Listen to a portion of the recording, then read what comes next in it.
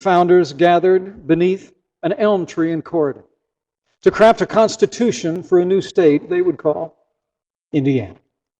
Over the past 2 centuries, our state has seen remarkable growth. A population of 60,000 is more than 6.5 million today. An agrarian economy bound to the great Ohio River has become a global engine of commerce, ingenuity, education, and culture. On the foundation poured beneath that historic elm, we can say today, Indiana is not just 200 years old. Indiana is 200 years strong.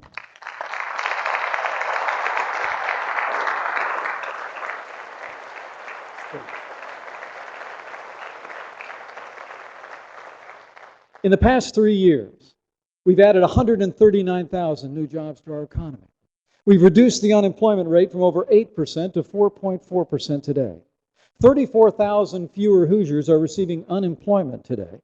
And Indiana consistently ranks in the top 10 best states to do business in this country. Last year, we saw global businesses like General Motors, Subaru, Rolls-Royce, and Raytheon invest billions of dollars in our economy.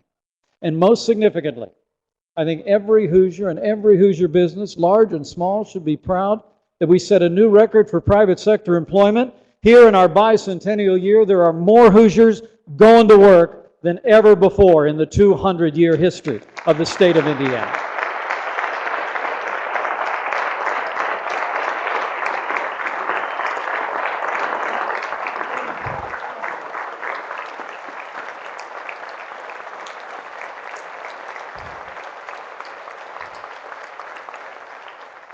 That's 200 years, Indiana strong. And the celebration of the bicentennial has already gotten started. Plans are underway for a new state archive. The Bicentennial Nature Trust has already preserved thousands of acres of wilderness. And our Bicentennial Commission is making sure that we literally run our celebration through every county of the state of Indiana. Now, I want to say I am truly grateful to all of those who've worked on our commission to make it possible for us to celebrate our 200th birthday. But I'm especially partial to its ambassador. So would you join me in welcoming the ambassador to the Bicentennial Commission and the First Lady of the state of Indiana back to this historic chamber, my wife, Karen Pence.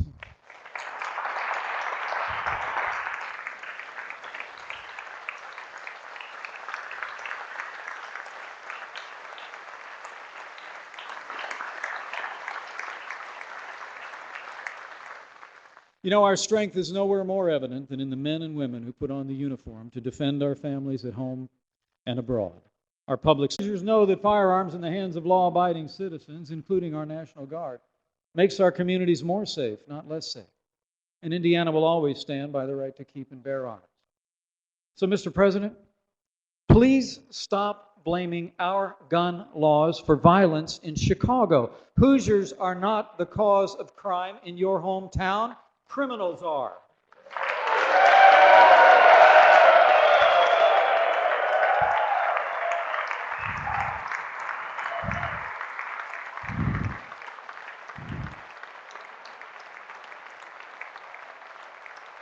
Now, this year, Hoosiers will be proud to know that the 122nd Fighter Wing of the Indiana Air National Guard took the fight to the enemy. They left their families in their homes and they deployed in the Middle East. In April 2015, over 300 Black Snakes returned from a historic deployment. They flew nearly 1,300 sorties, severely destroying and degrading enemy capability. I couldn't be more honored today to be joined by two of those Hoosier heroes. The commander of the 122nd Fighter Wing, Colonel Pat Renwick, and Captain Sarah Jones. Thank you for a job well done defending our freedom.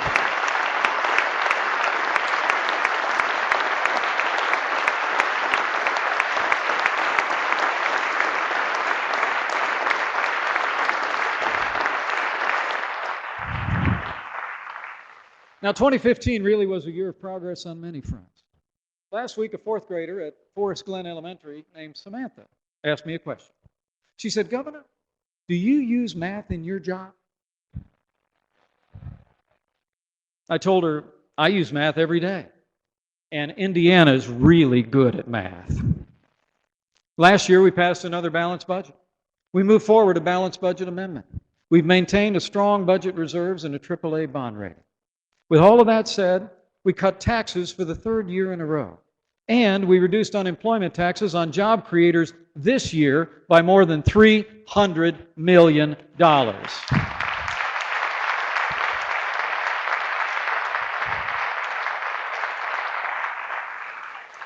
And in 2015, Indiana made genuine progress in student achievement. We raised our standards and saw graduation rates go up to the 7th highest in the nation. And listen to this. Indiana kids outperformed the national average in every major category of the nation's report card this year. We all ought to be proud of our teachers and our kids for leading the way.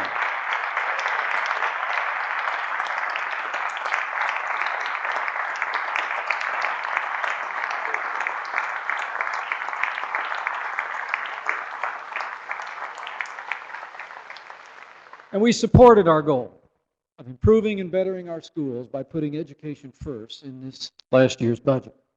And when I say we, I'm talking about all of you, members of the best state legislature in America. And I mean that from the bottom of my heart.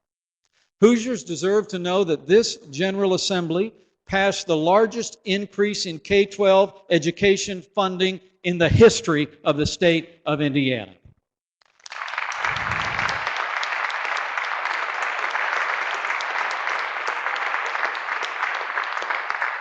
With $50 million in new funding, Indiana has become the first state in America to make career and vocational education a priority in every high school again. We increased bonuses for hardworking teachers. We launched the first ever pre-K program, opening doors of opportunity for disadvantaged kids in 5 Indiana counties. We have one of the largest school voucher programs in the nation, and perhaps most importantly, in a bipartisan way, this General Assembly made millions of dollars available to make sure our kids are safe when they go to school, and our teachers and faculty and kids can come home safe at the end of the day. And I thank you.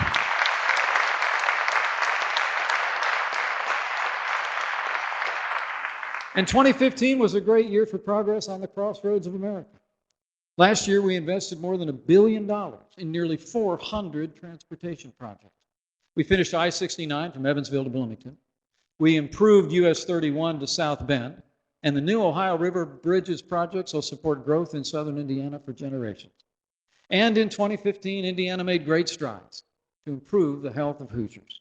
We became the first state in America to reform traditional Medicaid for all able-bodied adults with the launch of the Healthy Indiana Plan 2.0.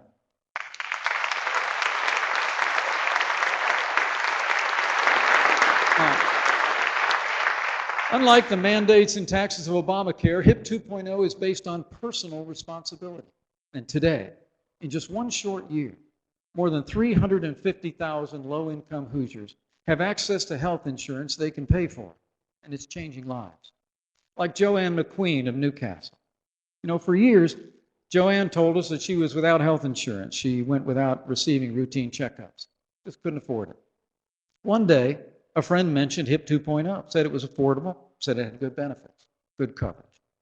And during a routine checkup, Joanne had a mammogram.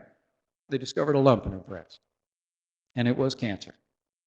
Well, she had surgery, and recently she finished her second round of chemo. She's battling every day, but she and her husband Dale are optimistic. Joanne wanted you all to know what HIP 2.0 meant to her family. Thanks, Joanne. You and Dale and your family are in our prayers.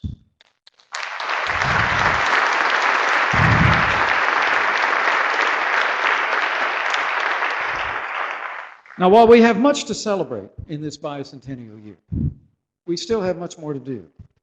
For despite all these gains, there are still too many Hoosiers struggling to make ends meet.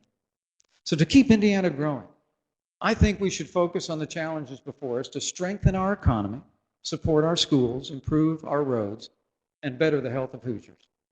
For a growing economy, we have to keep taxes low, and we have to invest in infrastructure. Now, while the condition of our roads and bridges ranks above the national average, I propose that we make $1 billion available to improve state roads and bridges in the next 4 years And let's follow the lead of Senator Long and Hirschman to provide another $400 million in local funding for roads.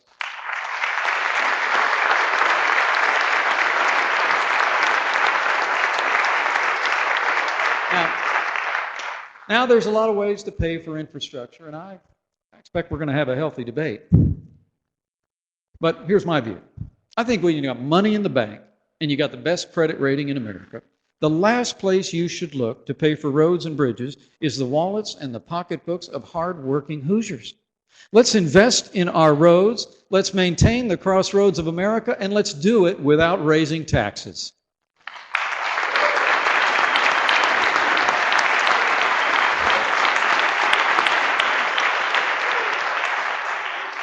But infrastructure is more than roads. Indiana's ports have also been a spectacular catalyst for job growth. That's why I'm announcing today that I've called on the ports of Indiana to vigorously explore the building of a fourth port in the far southeastern part of our state to unleash enormous economic investment throughout the southeast region of Indiana for generations to come.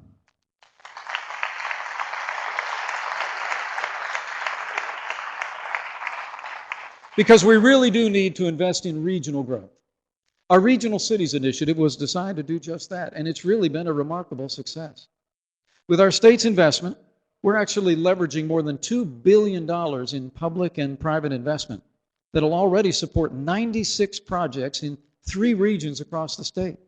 These include revitalizing the riverfront in Fort Wayne, redeveloping the Studebaker plant in South Bend, and residential development in Evansville City Center.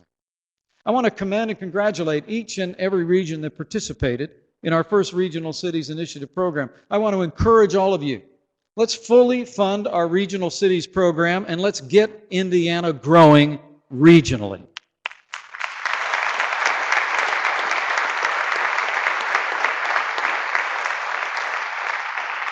And for our schools, with all we've done in education in recent years, higher standards and new tests, we've been asking a lot of our teachers. And we all know that it's teachers that make the difference. Teachers like a woman named Jean Russell. She's a literacy specialist at Haverhill Elementary School in Southwest Allen County Schools. She's been an educator for 25 years. But she told me when we chatted that for her, it's just all about being a servant to the students. Well, she's all those things. She's also the 2016 Indiana Teacher of the Year. And I am honored to have Jean with us tonight. Thank you, Jean, for your great service and for the service of all of the teachers of Indiana.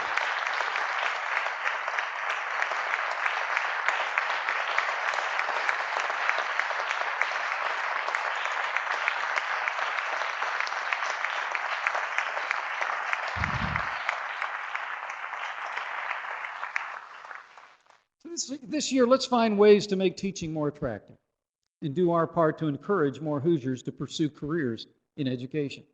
You know, that's why I'm so enthusiastic about Speaker Bosma's Next Generation Scholarship Plan. It would cover up to $7,500 per year in tuition for students who are in the top 20% of their class and commit to teaching in the Hoosier State for at least 5 years.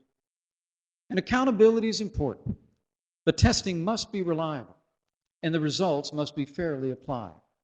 So let's take a step back from I-STEP and see how we can improve on the tests that we use to measure our kids in our schools every year.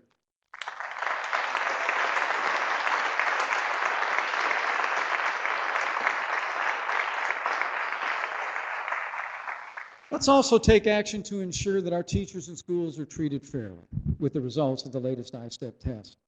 I'm very pleased that leaders in both parties in this chamber and in the Department of Education have been working with our administration since this fall to do just that.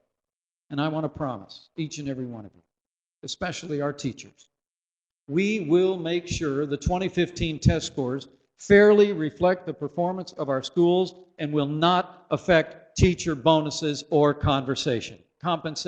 You have my word on that.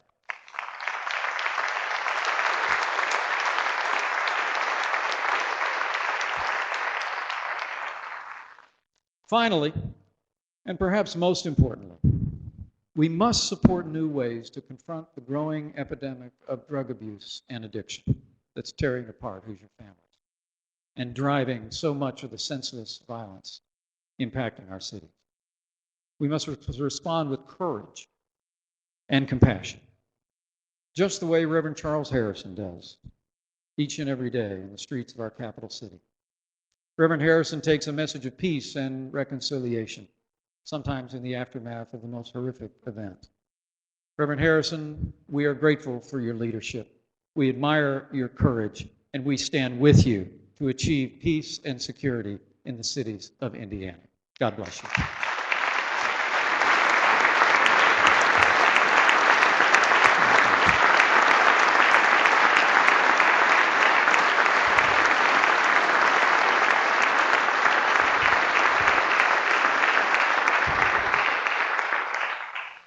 You know, our state has been leaning into the war on drugs, and we will continue to go hard after those who would profit from selling drugs to our kids.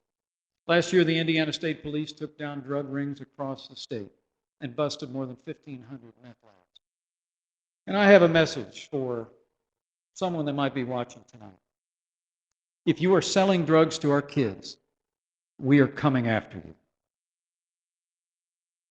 It's time to get tougher on drug dealers in this state. Let's pass stiffer penalties on those who sell these poisons to our kids, and let's do it this year in this session of the Indiana General Assembly.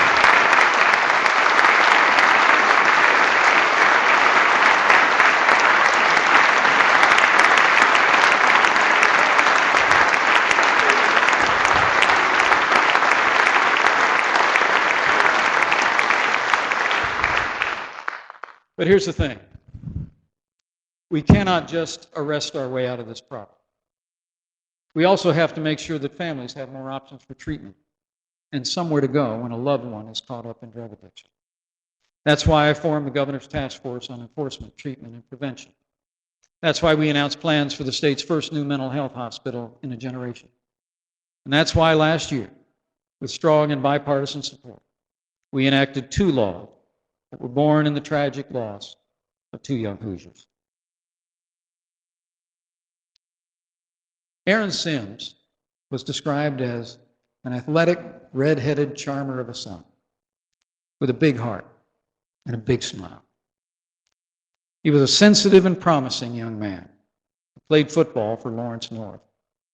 He lost his dreams and then he lost his life to a heroin overdose at the age of 20 back in 2013.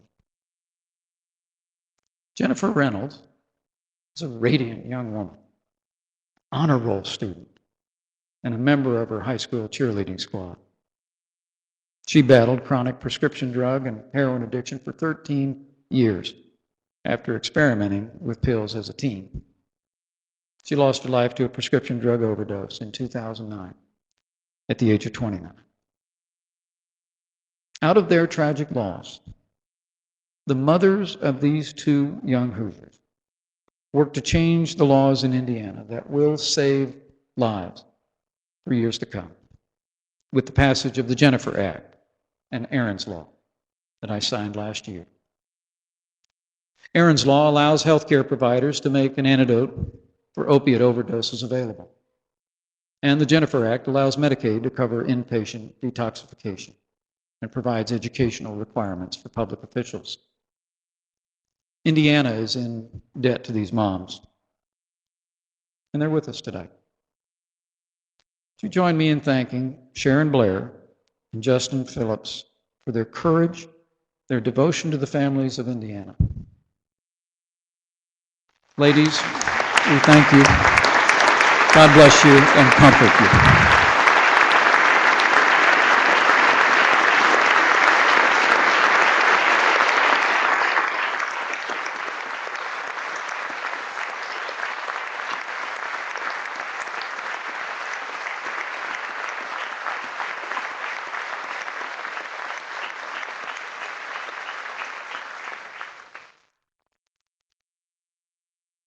Jobs, the economy, schools, roads, and confronting drug abuse. These are my priorities. But I'm aware there's at least one more issue getting attention, in this session of the General Assembly. Namely, whether to extend full civil rights protections to Hoosiers on the basis of sexual orientation and gender identity. Over the past few months, I've studied this issue very carefully. I've listened respectfully to people all across the state, representing all points of view. I've met with Hoosiers, from pastors to LGBT activists, college presidents to business leaders. Now, while Hoosiers are divided over how or even whether to change our civil rights laws, I think there's two things that we can all agree on. First, Hoosiers don't tolerate discrimination against anybody.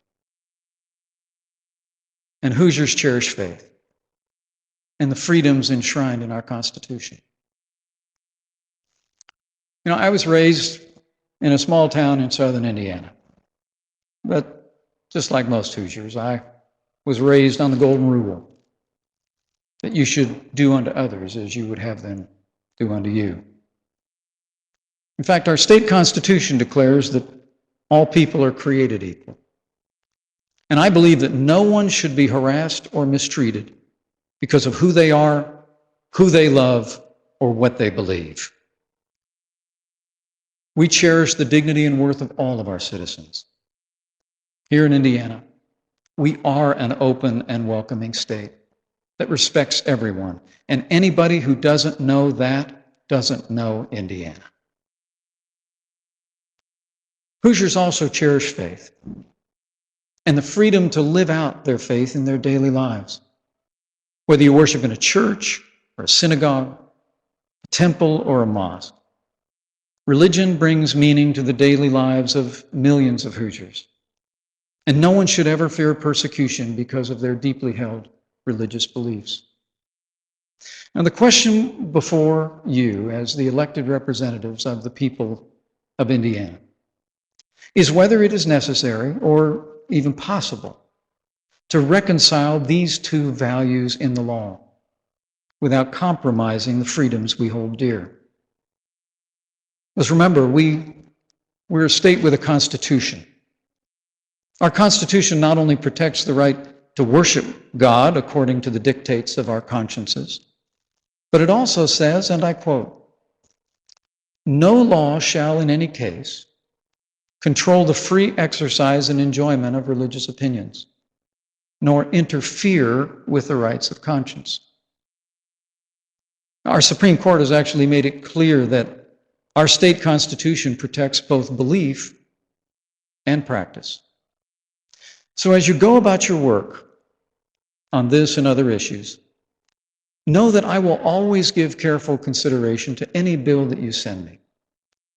But legislation must be consistent with the Indiana Constitution. I will not support any bill that diminishes the religious freedom of Hoosiers or interferes with the constitutional rights of our citizens to live out their beliefs in worship, service, or work.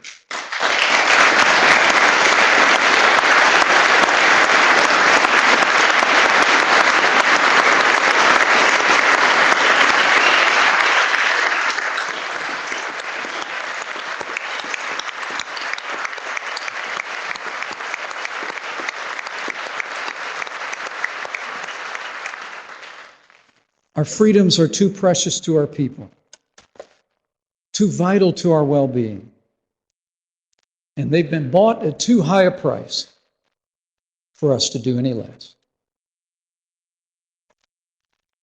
The issues confronting our state are complex, but I believe if we will hew to our roots, stand firm on the freedoms bequeathed to us by our founders, if we'll confront the challenges before us with Hoosier common sense and craft Indiana solutions to improve the lives of Hoosiers, we will move forward together.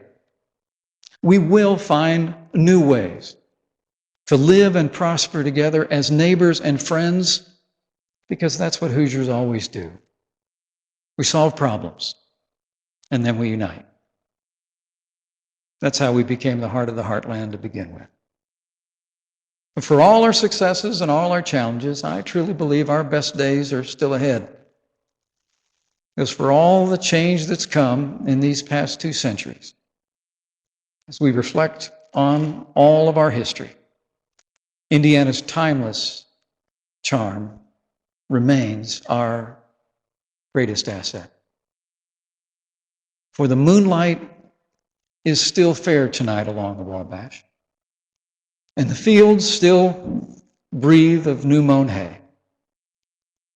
The candlelights are still gleaming through the sycamores on the banks of the Wabash, far away. God has blessed Indiana, and I believe he will continue to shine his grace on this great state if we will but keep faith with the vision, the ideals, and the characters of the best people on earth. I know our 3rd century will be the greatest Indiana century yet. Thank you. God bless you for your service, and God bless the great state of Indiana. Let's get to work.